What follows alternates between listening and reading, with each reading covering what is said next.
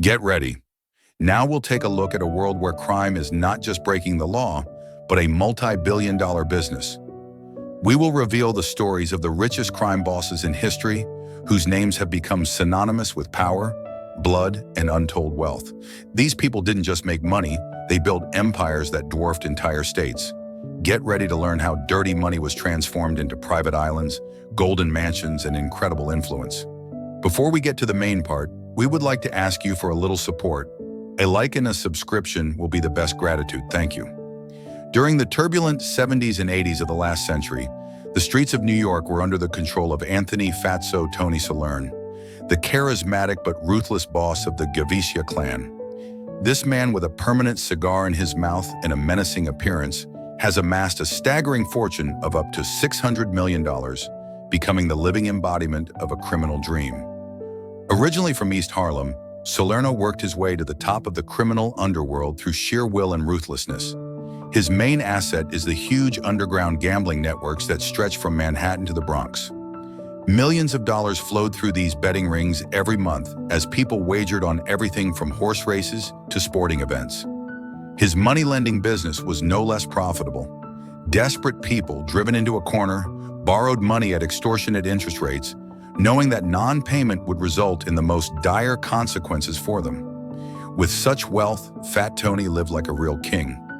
His main residence in Miami Beach was a dazzling mansion. Marble floors, crystal chandeliers, a work of art that was priceless. The vast grounds featured a giant swimming pool surrounded by palm trees, and a 90-foot yacht was always waiting at the private dock, ready to take him on a spontaneous trip to the Bohemians. And in New York, Salerno owned a fortified compound in the upstate area where he hosted legendary parties. Not only his accomplices gathered there, but also corrupt officials. At these gatherings, the best dishes of Italian cuisine were served, prepared by personal chefs, champagne flowed like a river, and famous singers did not ask unnecessary questions about the generosity of the host. Tony's fleet of vehicles amazed even the most successful businessmen. In his garage, there were several Cadillacs, a rare Ferrari, and a bulletproof Lexus Continental with exclusive leather seats. Each vehicle had hidden compartments for carrying money or weapons. Despite his harsh criminal past, Salerno loved luxury. He wore perfectly tailored suits from Italy, massive gold watches and diamond rings. His cigars were shipped from Cuba at fabulous prices, and he drank only the most aged and expensive whiskey. However, in 1986, the law finally caught up with Fat Tony. He was convicted in the famous commission trial, which targeted the top 5 New York crime families. He spent his last years behind bars, far from the luxurious lifestyle his criminal fortune had provided him with. Salerno died in prison in 1992, but he remained a legend in the criminal world, one of the richest and most powerful mafia bosses in American history. Fat Tony had the streets of New York literally awash in cash. But across the ocean, another boss was filling suitcases with dirty money and setting Europe's criminal underworld on fire. From the very bottom, Michele Zaza rose to become one of the most influential figures in the Italian Camorra. Born in Naples, Zaza built his empire in the 1970s and 1980s, using cigarette smuggling as his main source of income. His network stretched across the Mediterranean, smuggling millions of cigarettes from North Africa to European markets. The Italian crime boss didn't stop at tobacco. As his influence grew, Zaza expanded his activities into drug trafficking, particularly heroin and cocaine. These ventures increased his wealth exponentially, reaching a staggering $700 million. Zaza lived a life of extreme luxury, befitting his colossal fortune. He owned 3 huge yachts, each over 100 feet long. The largest, named L'Ulcavita, cost over $15 million and had gold-plated trim in every cabin. On land, Zaza owned impressive properties throughout Europe. His main residence in Naples occupied 20,000 square feet, with marble floors imported from the rarest quarries. He also owned luxury villas on the Amalfi Coast, a penthouse in Milan, and a castle on the French Riviera worth an estimated $30 million. The crime boss spent lavishly on memberships in exclusive clubs. He was a member of the most prestigious golf clubs in Italy and France, although he rarely played golf himself. These memberships served him primarily as places to meet with other rich and powerful people to conduct business. Zazina's extravagance in criminal circles.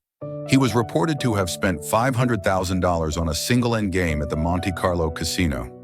His wardrobe contained hundreds of custom-made suits, each costing over $5,000. A gangster never wore the same outfit twice to important meetings. The security of his empire also came at a cost. Zaza spent millions annually on bribes to officials and maintaining a small army of bodyguards. His security detail included former Special Forces soldiers who were paid salaries that significantly exceeded what could be earned for legitimate work in the security sector. Despite his immense wealth and power, Zaza's criminal activities eventually caught up with him. Italian authorities, in cooperation with international police agencies, carried out a targeted hunt for his operations throughout the 1980s. The crime boss faced numerous arrests and trials before his empire finally collapsed. Zaza lived like a king on the black market millions, but the next name wasn't just chasing money. She spilled blood and flooded cities with cocaine until even the cops dared not speak her name. In the dangerous world of drug trafficking, few names inspired such chilling fear as Griselda Blanco, known as the godmother of cocaine. This fierce woman with an iron fist ruled the Miami drug scene in the 70s and 80s. Born in Colombia, Blanca moved to the United States and built a colossal drug empire that earned her a staggering $2 billion fortune. Miami became Blanco's personal playground, where she controlled the cocaine trade with ruthless efficiency. Her organization moved more than 300 kilograms of cocaine every month, literally flooding the streets with drugs while her bank accounts bulged with cash. Unlike other crime bosses who preferred to stay in Tina, Blanca flaunted her incredible wealth. The godmother of cocaine lived in several luxury mansions throughout Miami, each more luxurious than the last. Her main estate had marble floors, crystal chandeliers, and gilded plumbing fixtures. The pools on her properties were designed in unusual shapes, including one that was famously built to resemble Colombia, her home country. Blanca's jewelry collection was legendary. She owned diamond necklaces worth millions, emerald rings the size of small stones, and a special bracelet made of pure dam with her nickname, engraved with diamonds.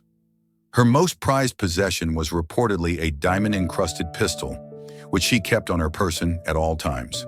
The driveways of her estate were lined with luxury Rolls-Royces, Bentleys, and exclusive Cadillacs with bulletproof glass and hidden compartments. Each car was painted in bright colors and had personalized number plates. Blanca rarely drove herself, preferring to be driven around Miami in these luxury cars. The drug queen's spending was beyond reason. She once threw a birthday party for her son that cost over $1 million, inviting artists from all over the world. Blanca bought a private island in Bagoma just for weekends and owned a fleet of speedboats for a quick getaway if needed. Her wardrobes were bursting with designer clothes. Many things still had price tags on them. Many items were only worn once before being discarded.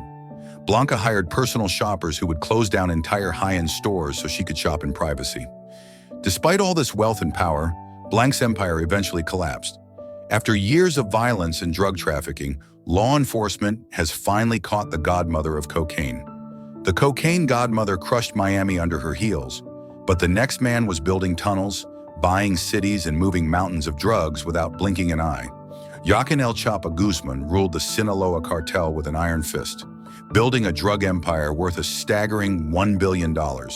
Standing at just 168 centimeters tall, his nickname El Chapo, meaning shorty, did not stop him from becoming one of the most feared and wealthiest crime bosses in history. El Chapo's business spread across the world like a sinister web. The Sinaloa cartel moved colossal amounts of drugs, cocaine, heroin, marijuana, and methamphetamine from South America to the United States. At the height of its power, El Chapo's organization controlled drug trafficking in nearly half of Mexico. The life of a billionaire drug lord was one of incredible luxury. El Chapo owned a fleet of private jets for instant travel between his many hideouts. His real estate portfolio included beach homes, mountain retreats, and urban mansions scattered throughout Mexico. Each property had bulletproof windows, escape tunnels, and the latest security systems money could buy. The collection of drug defense vehicles would make anyone gasp. Armored SUVs, Custom sports cars and vintage classics filled his garages. One of his favorites was reportedly a diamond-encrusted pistol, which was a blatant display of his extravagant taste. El Chapo spared no expense or cash. His wardrobe included designer clothes, rare watches, and custom-made shoes. The crime boss traveled with a squad of bodyguards and often hosted lavish parties where guests enjoyed fine food and drink. Money flowed like a river through the cartel's operations. Millions were spent on bribing government officials, police, and prison guards. These bribes helped El Chapo escape from maximum security prisons twice, once in a laundry cart and later through a complex tunnel system that cost millions to build.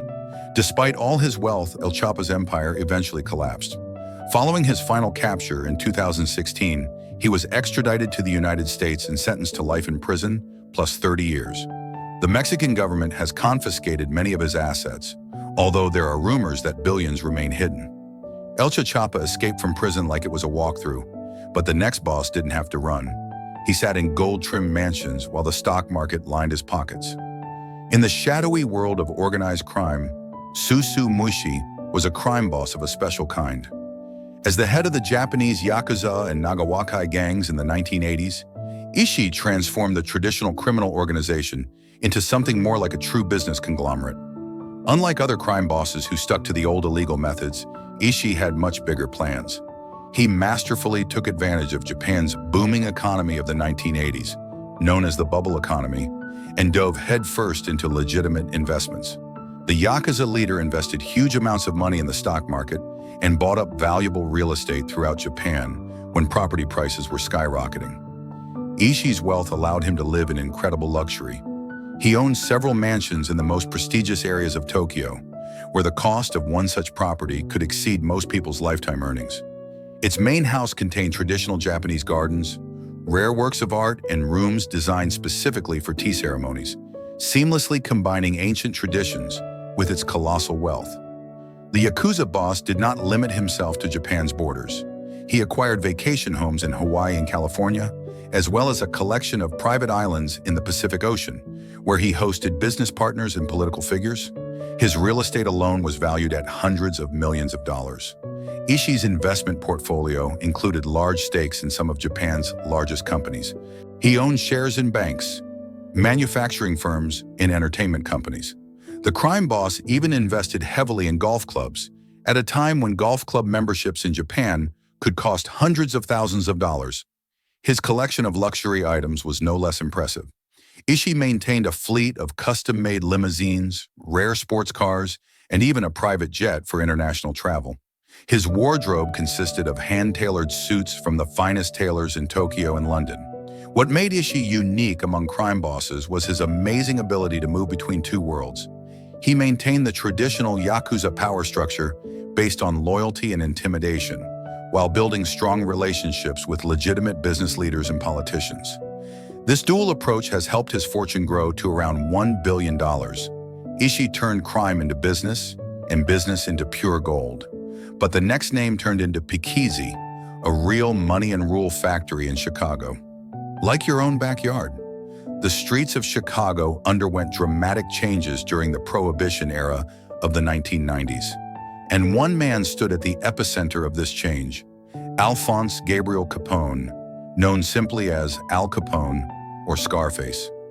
The notorious gangster built an empire that would be worth $1.3 billion in today's money through bootlegging, gambling, and other illegal activities. When alcohol became illegal across America, Capone saw it not as a limitation, but as an incredible opportunity. He created a massive bootlegging network that smuggled liquor from Canada and ran countless speakeasies throughout Chicago. His organization controlled approximately 10,000 such establishments and brought in approximately $100 million annually, which in today's money is approximately $1.4 billion. Capone's wealth allowed him to live like a king.